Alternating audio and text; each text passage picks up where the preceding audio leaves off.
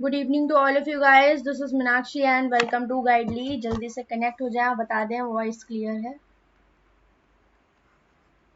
बहुत ही बेहतरीन है आज क्लास, ठीक है। बट अच्छे अच्छे क्वेश्चन है, कोई दिया ही नहीं है आज के सेशन में एक भी। आज थोड़ा सा मिसलेनियस पार्ट करेंगे, ठीक है। और कल आपका क्वांटिटी बेस्ड और डेटा सफिशिएंसी होगा, उसमें भी आपका बहुत अच्छे अच्छे क्वेश्चन हैं।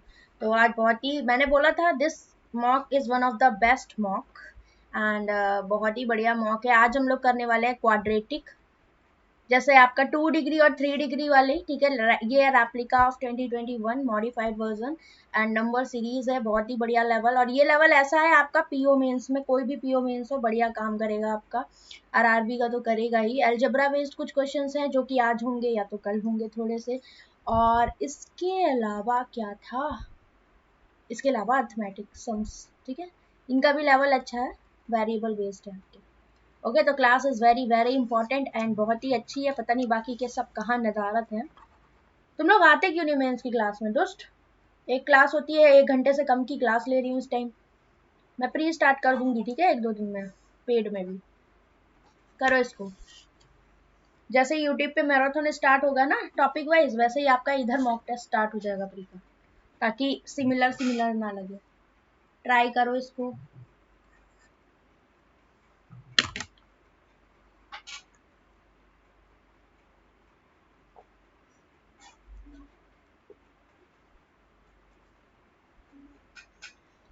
आज तो ऐसी हालत हो गई है, सीधे नहा के बैठी हूँ ना, तब से हेयर कॉम किया है ना कुछ।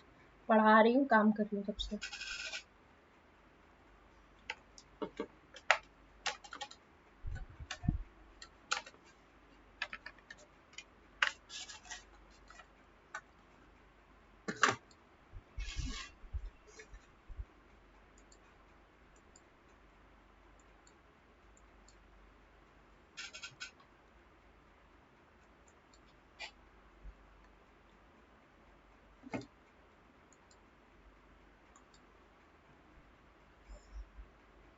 कल वाली डीआई मैम थी बहुत ज्यादा।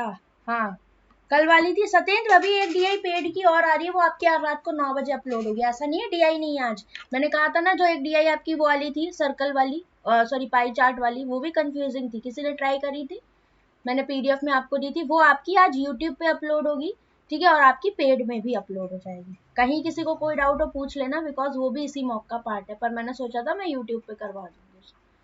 तो 9 बजे आज क्लास नहीं होनी है आपकी यूट्यूब पे, 9 बजे यही अपलोड होगा।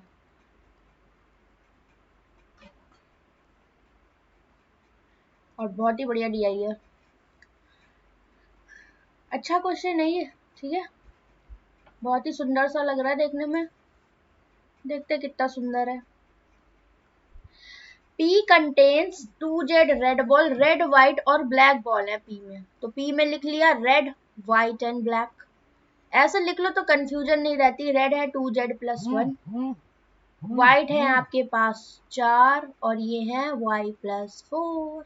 क्लियर हो गया का? अभी क्यू की बात कर लेते हैं। White, green and red. Z white ball, Y green ball and 2Z-3। अब बोला कि probability of picking a red ball, hello आ जाओ सब। रेड बॉल निकालनी है बी से, तो पी से अगर टोटल निकालोगे रेड कितनी है 2Z+1। रेड निकाल रहे तो एक रेड निकाली तो ऊपर हो गया 2Z+1। इक्वेशन बनेगी, इतना तो समझ ही रहे होगे, क्योंकि वेरिएबल ज्यादा है और सारी बॉल नीचे आ गई, ठीक है। y और 4 में कंफ्यूज मत होना, मेरा एक जैसा लगता है। 9/20 दे रखा है ये। नाउ अब मुझे बताओ, ये 2Z है, ये y है, और ये कितना है 4, 4, 8 और एक 9। तो 9 नहीं है 81, तो इधर दिखेगा ही, 81 इधर दिख रहा है। और यहाँ पर क्या दिख रहा है आपको 21 × 20, तो 81 में से 20 गया, कितना बचा 61 इधर आ गया।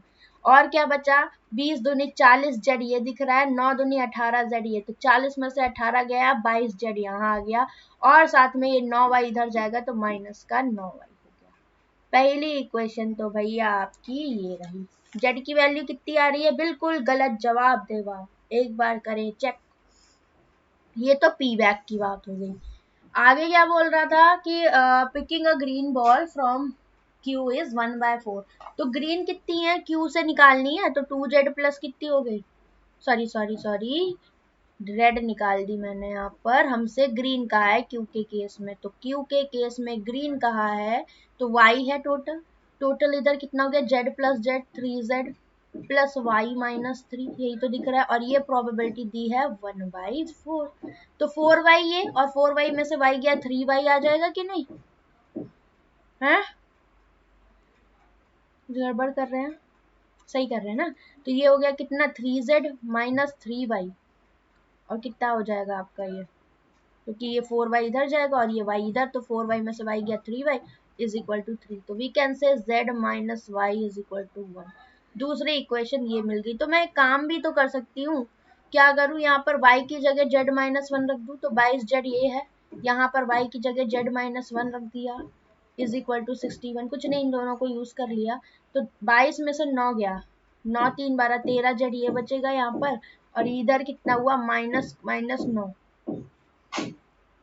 प्लस का 9 आ जाएगा ना अंदर, और इधर 61, तो 11 में से 9 गया 2 52 आ रहा है, तो z की वैल्यू कितनी दिख रही, भाई सिंपल तो था, ऐसी भी कोई बड़ी इक्वेशन नहीं थी जो आप लोग 13 आंसर कर रहे हो। अर्पित कह रहे हैं कि मेरे गाइडली की टेस्ट सीरीज में 50 से 60 मार्क्स आ रहे हैं, क्वाइट गुड अर्पित, ठीक है, बस डेली बेसिस पे आपको मॉक देना है, एनालिसिस में कोशिश करिए, जो स्पीड मैथ्स का पोर्शन है या इनइक्वालिटी हो गया, आपका सिलॉक्स हो गया, तो इनको थोड़ा थोड़ा माइंड में कैलकुलेट करो, जहाँ परसेंटेज फ्रैक्शन की वैल्यू आती है, तो लिखना, मतलब ज्यादा से ज्यादा लिखने से ज्यादा जब आप एनालिसिस करते हो तो देखो कौन सी चीजें ऐसी थी जो क्लिक कर रही है, डायरेक्ट माइंड से करने की, ठीक है, और जो जो टॉपिक आपको लग रहे हैं कि नहीं कर पा रहे तो उनको अलग से प्रैक्टिस कर लो, अलग से, जैसे आपको पजल प्रॉब्लम कर रही, डीआई पजल, डीआई दिक्कत कर रही है, तो इनकी डेली रूटीन बना लो कि मुझे 2-4 डीआई और 4 पजल अलग से प्रैक्टिस करनी है, या फिर एक इकट्ठा पहले पजल टारगेट कर लो कि 10 पजल पहले 15 दिन तक लगा ली, ठीक है, तो ऐसे ऐसे इम्प्रूवमेंट होंगे। जेड की वैल्यू 4 आ गई, तो वाई कितना आ जाएगा, जेड माइनस 1, तो वाई आ गया, और 3 गलत कर रहे हैं क्या, जेड माइनस 1 है ना, वाई जेड माइनस 1, तो वाई 3 तो आएगा, वाई 1 कैसे आ जाएगा, सही कर रहे हैं, ठीक, आज मैंने खाना नहीं खाया है तो कहीं गलती हो जाए तो ध्यान रखना, ठीक। 2z प्लस 1, अब ये कितनी हो गई, जेड की वैल्यू 4, तो 4 दूनी 8 और 1 9, ये तो 4 ही थी, ये y प्लस 4, तो 4 3 कितनी हो गई, 7 हो गई, क्लियर।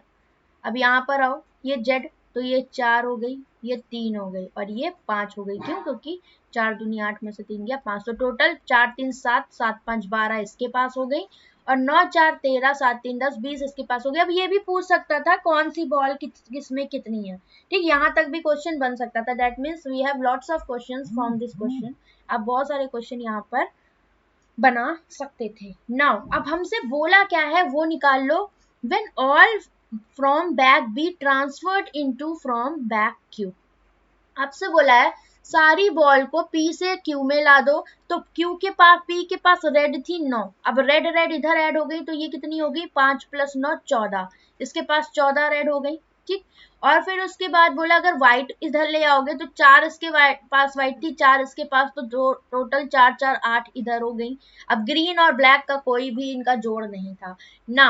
अब हमसे बोला 20 और 12, जब इधर सारी आ गई तो टोटल इधर 20 प्लस 12 32 हो गई।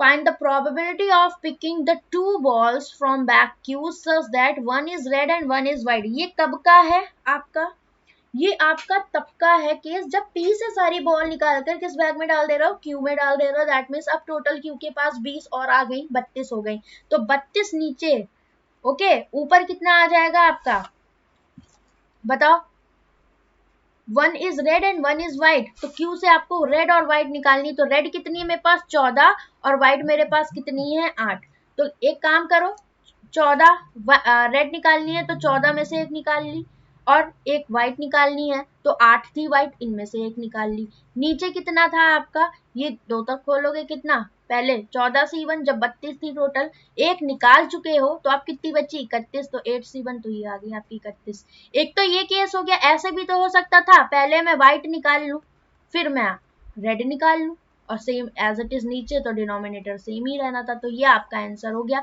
तो डायरेक्टली वी कैन से 2 × 14 × 8 अपॉन में 32 × 31 कितना आ जाएगा बताओ, 8 चौको 32, 2 दूनी 4, 2 सत्ते 14, 7/31 आपका आंसर यहाँ पर आ जाएगा, 7/31।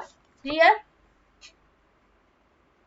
खाना नहीं खाए, टाइम ही नहीं मिल रहा है यार, क्या करें, बीमार है इसीलिए तो हो जाते हैं।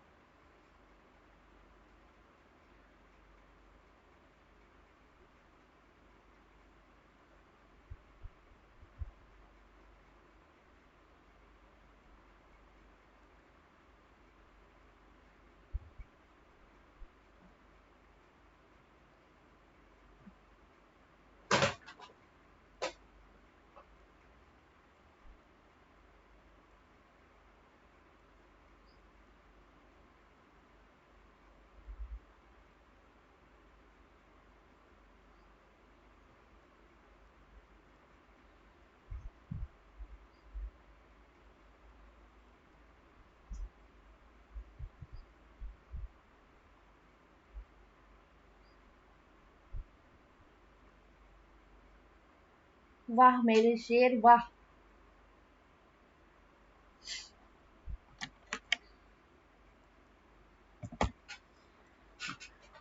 हाँ सत्येंद्र यू आर राइट, अभी मम्मी आग बबूला है मेरे ऊपर, ठीक है, जैसे तैसे उनसे बचकर आई हूँ, बस क्लास के बाद जा रही हूँ। ये समझ में आया, इस क्वेश्चन में किसी को कोई डाउट या दिक्कत तुम लोग पूछ लिया करो, किसी को कोई प्रॉब्लम हो, वैसे तो मोस्टली 3.0 वाले स्टूडेंट मुझे लाइव दिख रहे हैं इस टाइम, तो उन्हें दिक्कत होगी नहीं, बट स्टिल किसी को दिक्कत हो तो पूछ सकता है, अब इसे ट्राई करो, try this question, this one is also very beautiful.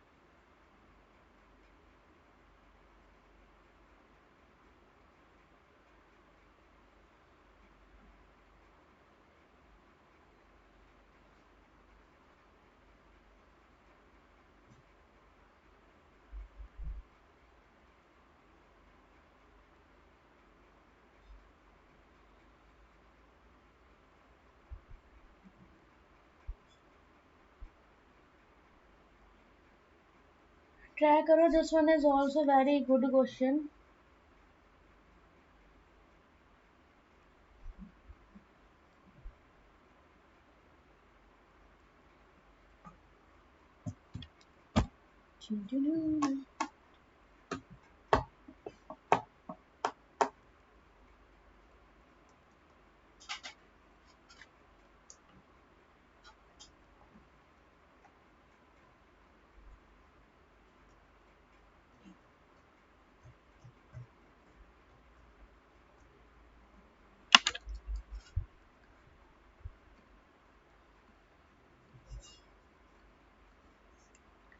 Guys अगस्त में गाइडली की एनिवर्सरी है।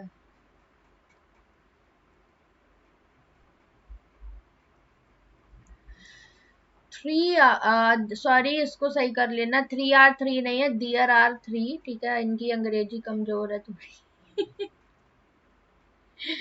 R3 pipes PQR, R is emptying pipe and rest are filling pipe. Okay, so we have PQR where R is emptying pipe, तो इसको हमने ऐसे, और ये दोनों फिल करने वाली पाइप।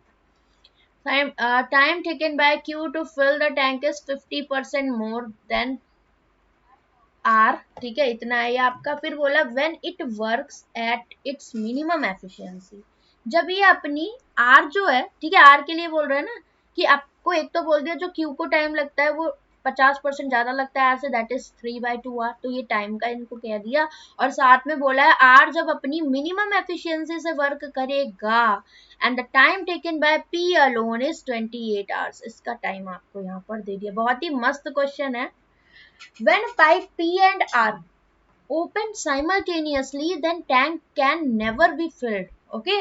जब P और Q R को आप साथ में खोलते हैं, उन्होंने बोला है कि टैंक कभी भी नहीं भरता है। तो P और R में अगर हम कांटे की टक्कर देखें, तो अगर इन दोनों को मैंने ऑन कर दिया, टैंक कभी भी नहीं भर रहा है, दैट मीन्स जो फिल करने वाली पाइप का रेट है, मतलब एफिशिएंसी, और इसका रेट किसका ज्यादा होगा, इसका ज्यादा रहा होगा या बराबर, ठीक है, क्योंकि बात ये आ रही ना, अब ये खाली कर रहा है, ये भर रहा है, तो ऐसा होगा ना कि ये इतनी तेजी से भर ही नहीं पा रहा है, उतनी तेजी से आर खाली करे दे रहा है। इसीलिए उन्होंने बोला कि जब पी और आर साथ में वर्क करेंगे तो टैंक कभी भी फिल नहीं होता। तो दो केस हो सकते हैं, या तो पी और आर सेम रेट या सेम एफिशिएंसी से वर्क कर रहे होंगे, है ना। जब दोनों सेम से कर रहे होंगे तो भाई वो जितना भर रही है वो दूसरा वाला खाली कर दे रहा है। लेकिन ये भी तो हो सकता था कि आर ज्यादा एफिशिएंसी से काम कर रहा हो, that means we have two cases here, कि ऐसा हो सकता है कि पी और आर के केस में हम एक चीज यहाँ पर देख सकते हैं कि जो आर की एफिशिएंसी है वो या तो ग्रेटर होगी पी से या इक्वल होगी, एंड हमसे बोल दिया है R is working with his minimum efficiency, तो मिनिमम से मिनिमम क्या पॉसिबल है कि P और R की हम इक्वल कर दें, ठीक है, P और R की एफिशिएंसी इक्वल हो जाए। अब वर्क इज सेम, एफिशिएंसी आपकी सेम कर दी है, that means what, days are same दोनों के, क्लियर, डेज आर सेम, तो P का जो डे है वही R का डे हो गया, तो P का डे और R का day is equal to what, 28 days. किसने आंसर दिया, 8 centimetre, very good Ankita, logically तुम्हारा दिमाग अब काम करने लगा है, ठीक है।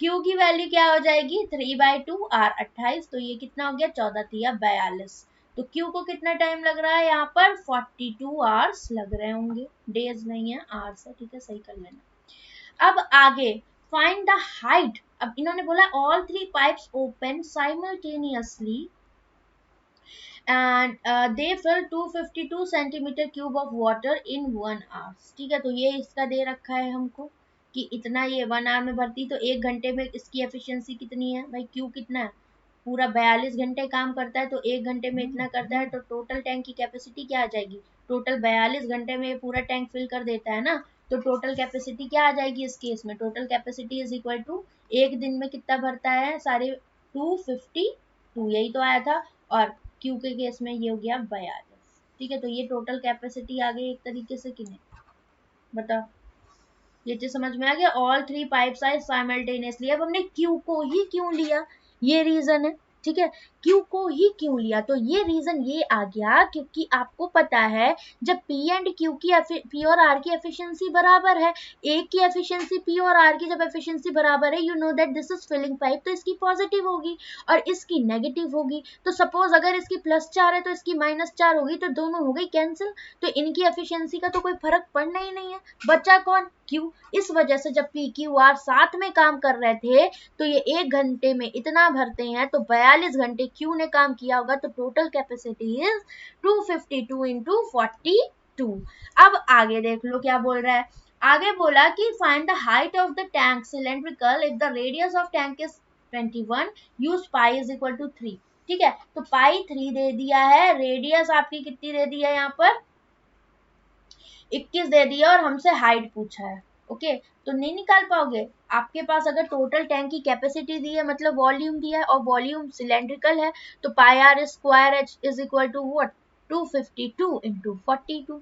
अब पाई की वैल्यू 3 दे रखी है तो 3 ही रखना, वरना आंसर डिफर कर जाएगा, आएगा नहीं, हाइट पूछा था, दिस इज 252 इंटू 42। नाउ 21 एकम 21 दूनी 42, 21 दूनी 42, 3 चौको 12, 4 दूनी 8, 8 सेंटीमीटर आपका आंसर आ जाए। कोई किसी को परेशानी दिक्कत तो पूछ सकता है। आया सत्येंद्र समझ में, बाकी के लोग शांत आत्मा बताओ।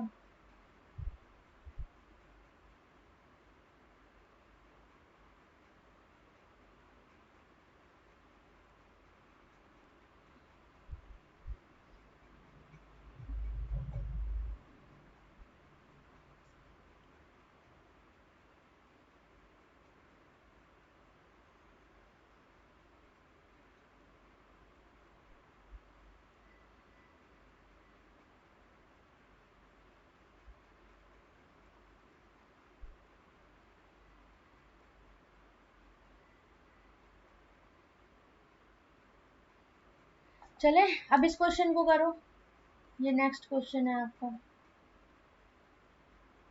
ये मिटा दो इधर का।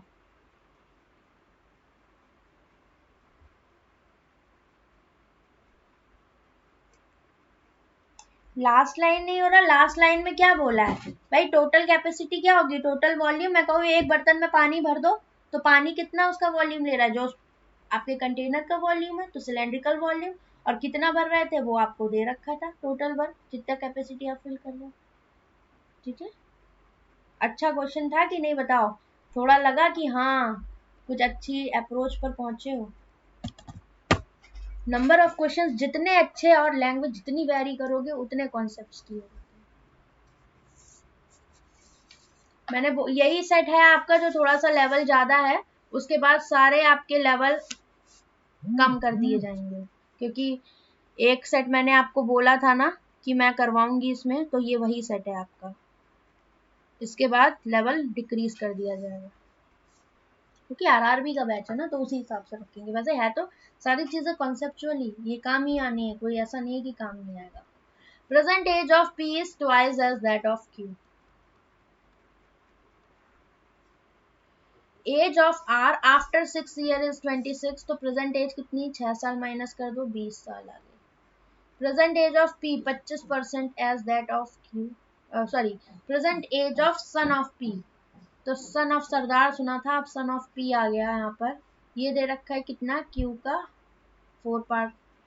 If his son born exactly after 2 years from the marriage, तो इनका जो बेबी होता है वो 2 साल बाद होता है शादी के। Find the respective ratio of the age of P at the time of marriage, तो पी की एज चाहिए मुझे at the time of marriage, and the father of Q is 36 year old and Q. ठीक है, तो हमसे बोला है यहाँ पर क्या, कि जो फादर ऑफ क्यू है वो क्या है, 36 ईयर ओल्ड देन क्यू है, तो ये एक बात समझ में आती है। अब मैं आपसे बोलूं यहाँ पर कि मुझे क्यू की पता लग जाए कितनी एज है, क्यू की एज कितनी है बताओ, दे रखी है, तो क्यू की एज दे रखी है 36 साल, काम बन गया। 36/4, तो सन की एज कितनी आ जाएगी, 14 साल आ गई, 4 साल, 4 ने 36, 9 साल आ गई कि नहीं, बताओ। गड़बड़ कर रहे हैं हम यहाँ पर। हम्म, ओहो, फादर ऑफ क्यू 36 दे रखा है, देखो ध्यान से पढ़े क्वेश्चन को, ठीक है, कि सन और फादर दे रखा है, तो पहले देख लो कौन किसका फादर है कौन क्या है। Present age of P twice of that of Q, clear, इतना लिख दिया। And the age of R after 6 years is this, तो आर की एज आ गई। Present age of son of P is 25% age that of Q, तो ये लिख दिया। एंड हिज सन मतलब पी का जो सन है वो आफ्टर 2 इयर्स मैरिज के होता है। Find the respective ratio of age of P at the time of marriage and father of Q, whose age is 36 elder than Q.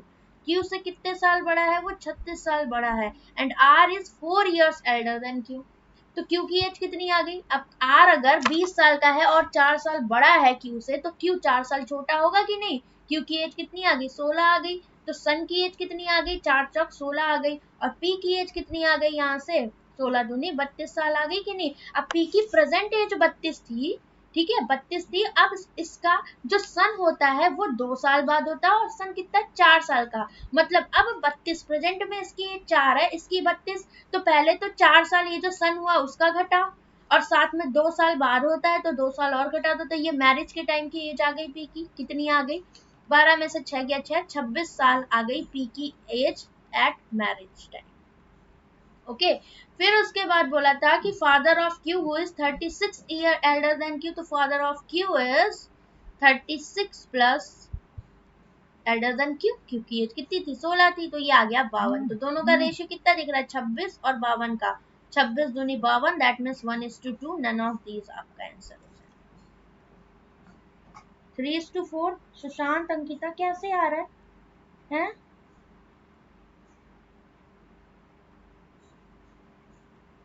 वो क्या रहा है, जज्बाती बदल रही है, क्वेश्चन की लैंग्वेज को समझो। पी की एज पूछिए at the time of his marriage,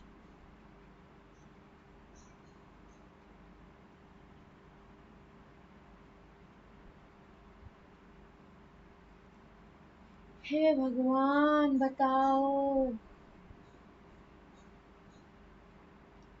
कोई डाउट है क्वेश्चन में?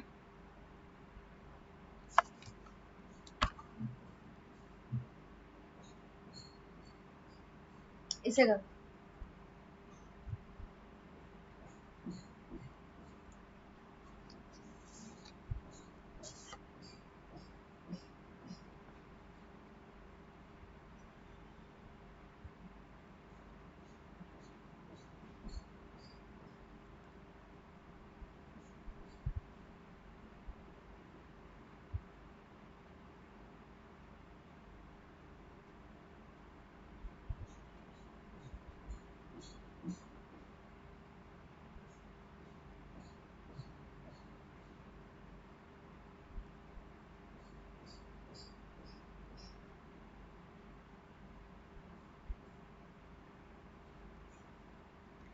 रिपीट करूं? पाप पड़ेगा, रिपीट करवा रहे भूखे इंसान। चलो कर देते हैं, कोई दिक्कत नहीं है। यहाँ पर क्या था, पी की एज दुगनी थी क्यू की, फिर बोला आर की एज 6 साल बाद 26 है, तो अभी की एज 20 हो गई कि नहीं। और जो क्यू है बोला है वो क्या है, कितना है, आर जो है आपका वो क्यू से कितना बड़ा है, 4 साल बड़ा है, तो क्यू की एज 4 साल कम 16 हो गई। और पी के जो सन है, सन ऑफ पी वो दे रखा है क्यू की एज का 25%, मतलब क्यू/4, तो 16/4 सन की एज आ गई 4 साल। ओके अब बोला जो सन होता है पी का वो शादी के 2 साल बाद होता है, तो अब बोला था पी की age at the time of marriage. Present age of P आ गई 32, क्योंकि क्यू की पता थी। 32 में से 4 साल सन के निकल गए, उसके अलावा 2 साल पहले, 2 साल शादी के थे, शादी और सन के बीच के, तो 4 2 6 साल बीत गए होंगे, तब जाकर मतलब 6 साल पहले उसकी शादी हुई होगी, तो पी की at the time of marriage age 26, and father की एज क्यू के 36 साल ज्यादा क्यू से, तो 52, तो 26-52 का रेशियो 1:2, खत्म का। इसका आंसर करें। कर तो दिया यार रिपीट, फालतू मेहनत करी। अब देखो ऐसा है, ये इजी है। ओके, अरुण इन्वेस्टेड, इजी क्या है मतलब करने लायक है, थोड़े से बवाल दे दिए हैं, बट वही कॉन्सेप्ट है, कुछ नया नहीं है।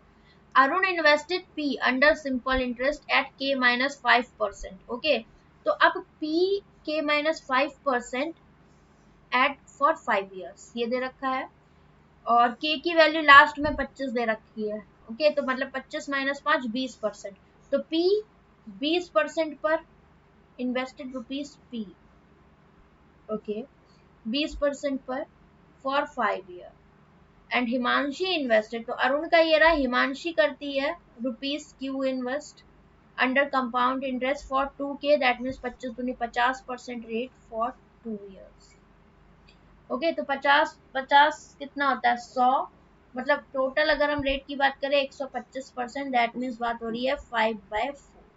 तो अगर हम यहाँ से सी आई की बात करें तो कितना हो जाएगा 5q/4।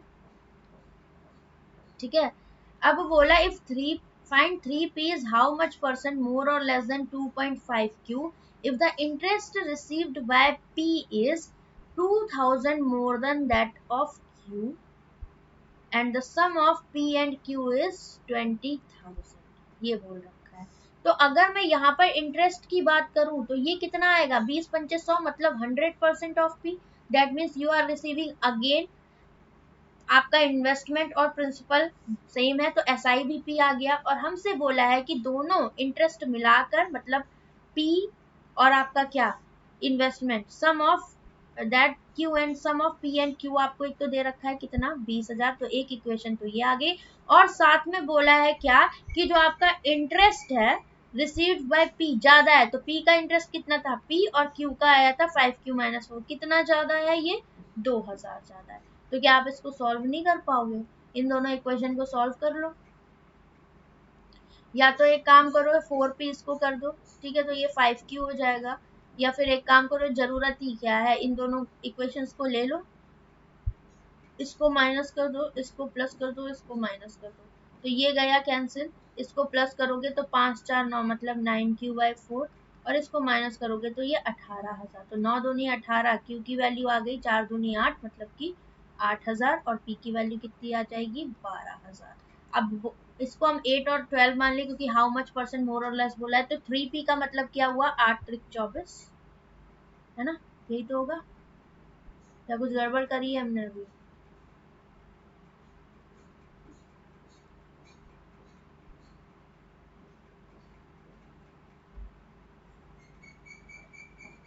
ओके, पी की वैल्यू 12 आई है ना, तो 12 तिया 36 हो जाएगा। ओके, और 2.5 ऑफ क्यू मतलब 25 अठे 200, तो ये 20 हो जाएगा। तो ये 9 चौक 36 या 4 ने 36, 4 पंचे 20, यही बोला है कितना मोर और लेस है। तो 9 और 5 का डिफरेंस 4 आया, और किससे डिफरेंस की बात हो रही है, 5 से, तो 4/5 80% की वैल्यू।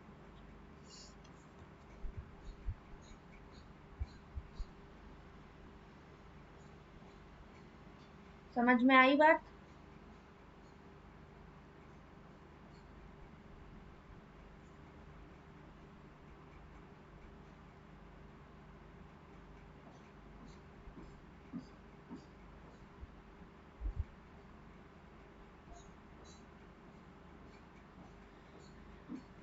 ठीक है, क्लियर? घुमा घुमा के पूछ रहा है बस, और कुछ नहीं। अब इससे करो, ये क्वाड्रेटिक है और बहुत ही बढ़िया, मोस्ट एक्सपेक्टेड क्वेश्चन। क्वाड्रेटिक का one of the best question, इसके बाद वाला भी बहुत अच्छा है, दोनों क्वेश्चन बहुत अच्छे हैं, करिए।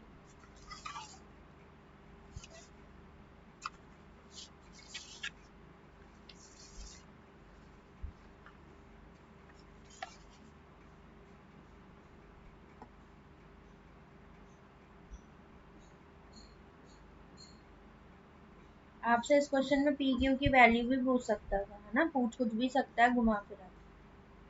कॉन्सेप्ट बस आना चाहिए, बाकी परसेंटेज परसेंटेज तो आप निकाल ही लो।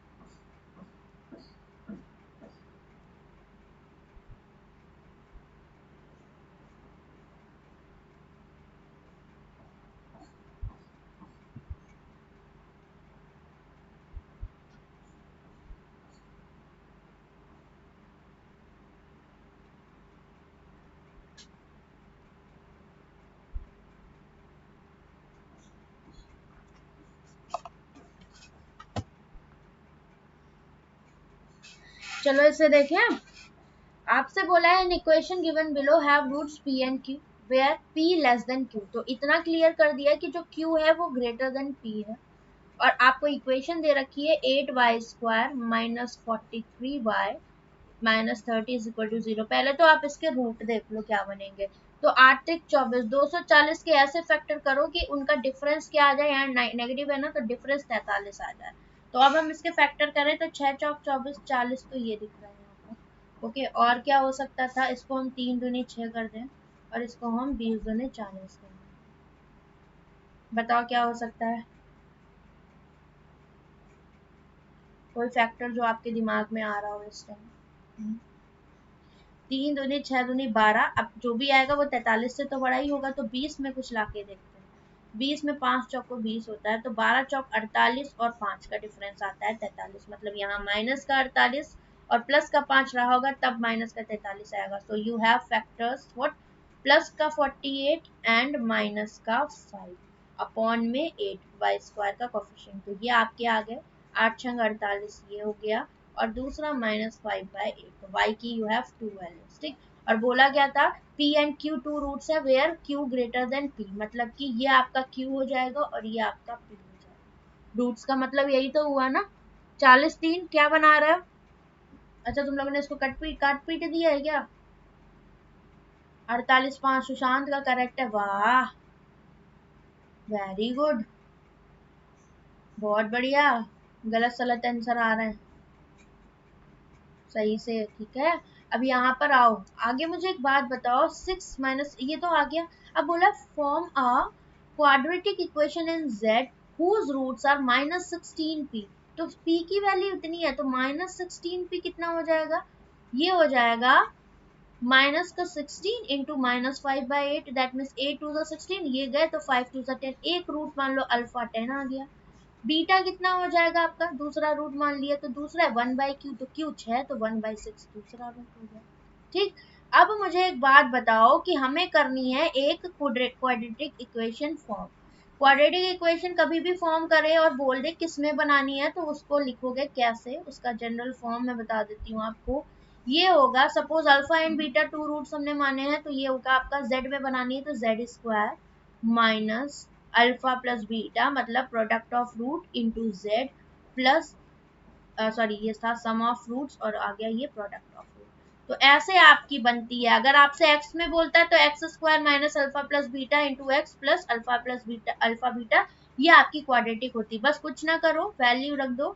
अल्फा की वैल्यू है 10 और बीटा की है 6, तो 10 प्लस 1/6 z प्लस यहाँ पर 10/6 आ जाएगा क्योंकि 10 इंटू 1/6, तो 2×5 = 10, 2×3 = 6 = 0। ना 6 एलसीएम लिया तो 6z² ये 60 और एक 61z, और यहाँ पर 3 दूनी 6 तो 5×2 = 10 = 0। तो 6z² minus 61z plus 10, option number C आपका। ठीक है, वेरी गुड सुशांत। आई बात समझ में? ऐसे क्वेश्चन आया था ना पीओ में, आपको कहीं दिखा था? बताओ।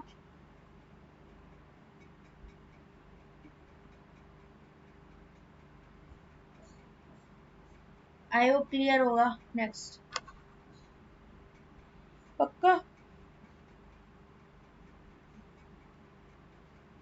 बी नहीं आएगा, सी आएगा। जनरल फॉर्म होती है Z square minus alpha plus beta into Z plus alpha alpha beta. ठीक है,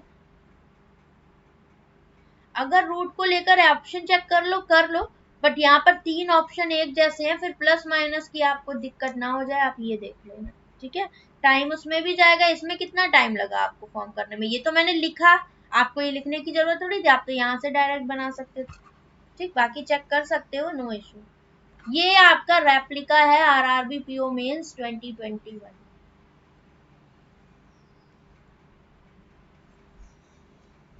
ये 3 रूट है, ठीक है, 3 डिग्री की इक्वेशन है।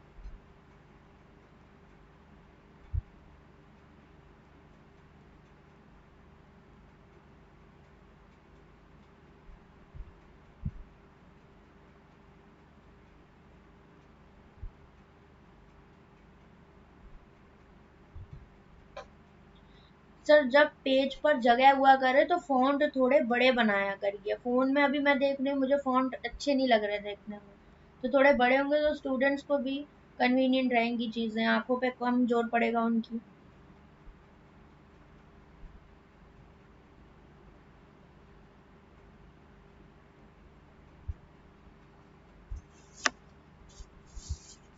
करो इसको।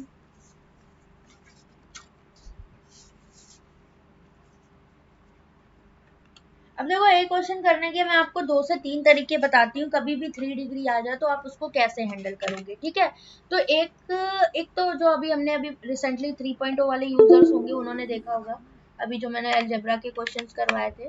ठीक है, तो वैसे ही हमें यहाँ पर कुछ देखना है। 2 तरीके मैं आपको बता देती हूँ, ठीक, दोनों में से कोई ना कोई एग्जाम में आपका डेफिनेटली हिट कर जाएगा। कभी भी आपको फैक्टर्स निकालने होते हैं ना, फैक्टर का मतलब क्या होता है बताओ? मतलब जो भी वैल्यू आएगी वो पूरी इक्वेशन को सेटिस्फाई करेगी। मतलब यहाँ मैं जो भी पी की वैल्यू रखूँ एलएचएस पे, वो सब सॉल्व करके 0 दे देना चाहिए मुझे, है ना? यही तो होता है यहाँ पर। तो अब मेरी एक बात सुनो, सपोज कभी भी 3 डिग्री इक्वेशन होती है जो आपके बैंक का एग्जाम का ट्रेंड कोई बहुत ज्यादा वैसा नहीं होता है कि लाइक आप दिक्कत हो आपको या कुछ ऐसा। ओके, यहाँ पर गलत है अंकिता। ओके, ई आ रहा है, गलत है, गलत आ रहा है।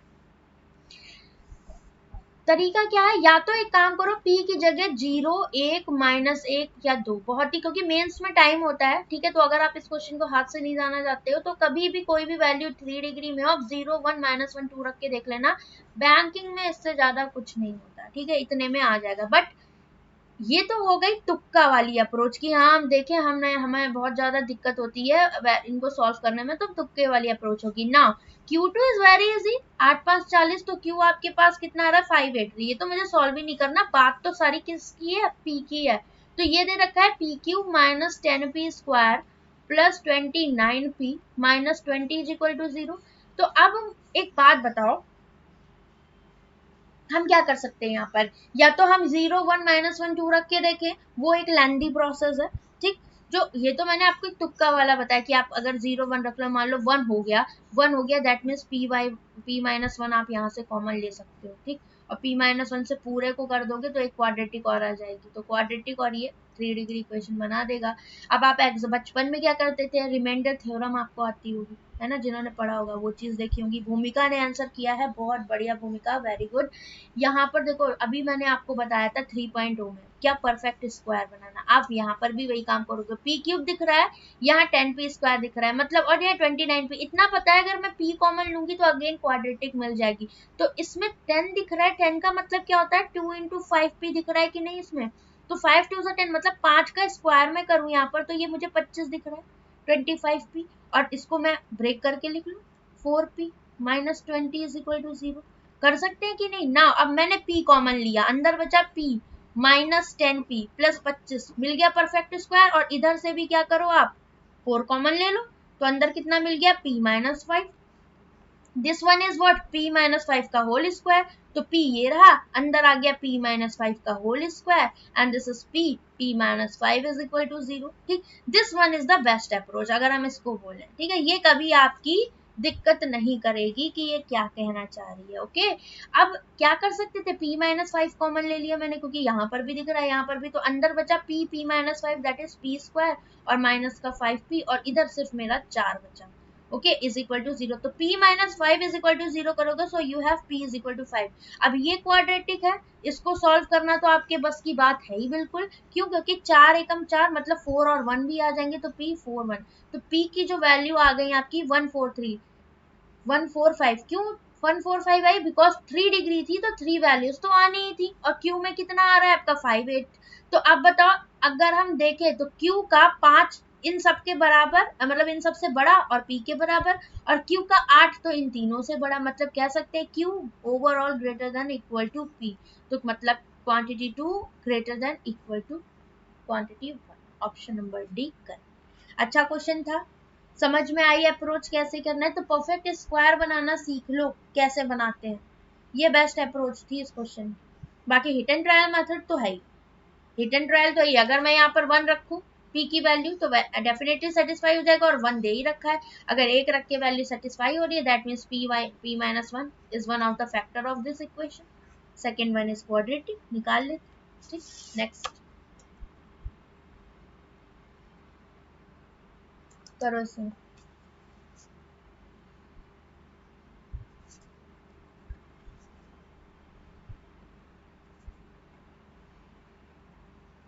ये लास्ट क्वेश्चन है, इसके बाद कल करेंगे।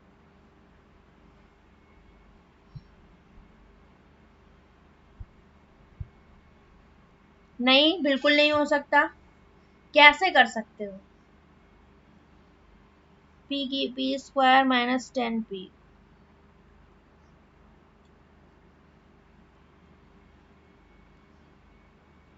इस कंडीशन में नहीं कर सकते सत्येंद्र, ठीक है।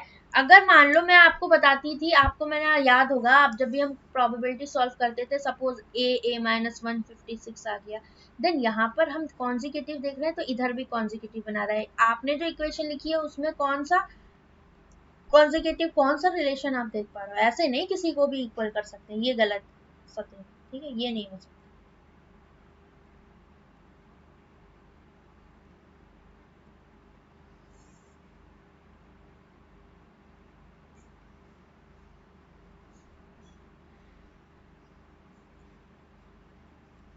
करो इसको।